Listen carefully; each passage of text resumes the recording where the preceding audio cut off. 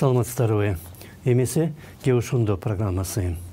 Мындан 10 gün мурда жогорку кеңеш жарандардын ден соолугун тамеки керектүүнүн кесепетинен жана айланадагы тамеки түтүнүнүн же аэрозолдун таасиринен коргоо жөнүндө деген мыйзамга толуктоо киргизүү тууралуу мыйзам кабыл алды. Аны менен Кыргыз парламенти бул маселенин бүткүл дүйнөлүк өнүгүүсүнүн жолунда экенин көрсөттү. Бирок маалымат каражаттарына биринин артынан бири бул мыйзамга каршы макалалар, пикирлер, интервьюлар чыга баштады. Алардын авторлору бул мыйзамды кабыл алуу учурунда процедуралар бузулган. Аны кайра карап чыгууга жибериш керек. Анткени ал ишке кирсе, бизнестин эркиндигине залакка тиет. Азыркы татаал экономикалык абалда болсо, андай болбого тийиш. Дегеле эч нерсеге тыюу салбаш керек дейт. Акыркы апталарда улам жаңы тегерек стол же башка иш-чаралар уюштурулуп, анда чыгып сүйлөгөн аттуу баштуу адамдар мыйзамды сынга алып, анын авторлору Кыргызстан экономикасын кыйрандыга учуратууну көздөйт дегенге чейин айтып киришти. Жаз айларында мен Бухаресттеги бир конгресске катышып, ал жерде Иорданиянын ханбийкеси Дина Майрет менен интервью кылдым эле. Ал минтип айткан.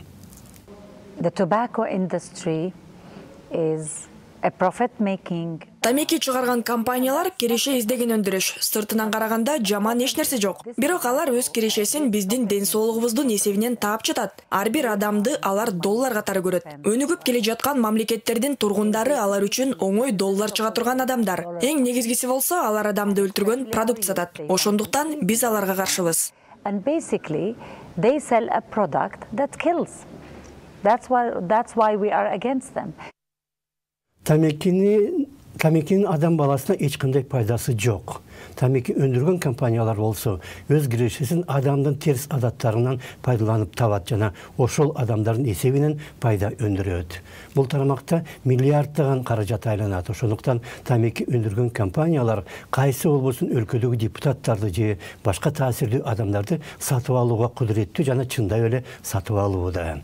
Өнүккөн мамлекеттерде билим жана маданият деңгээли жогору болгондуктан эл тамеки чегүүдөн улам көп баш тартып баратат. Ошондуктан тамеки компаниялары көптөн бери эле өнүгүп келаткан мамлекеттерге көңүл буруп, ушул жакта иштей баштады. Анткени бул өлкөлөрдүн калкы тамекинин зыяны жөнүндөгүдөн мурда алардын кооздугу жана дегеле тышкы көрүнүшүнө көбүрөөк көңүл бурат.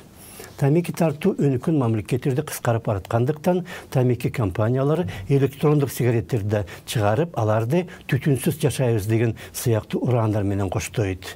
Электрондук сигарет тартуу вейпинг деп аталат жана тамеки компаниялары алар аркылуу кадимки тамекиден баш тартса болот дейт. Чындыгында болсо алардын зыяны деле кадимки тамекиден кем эмес.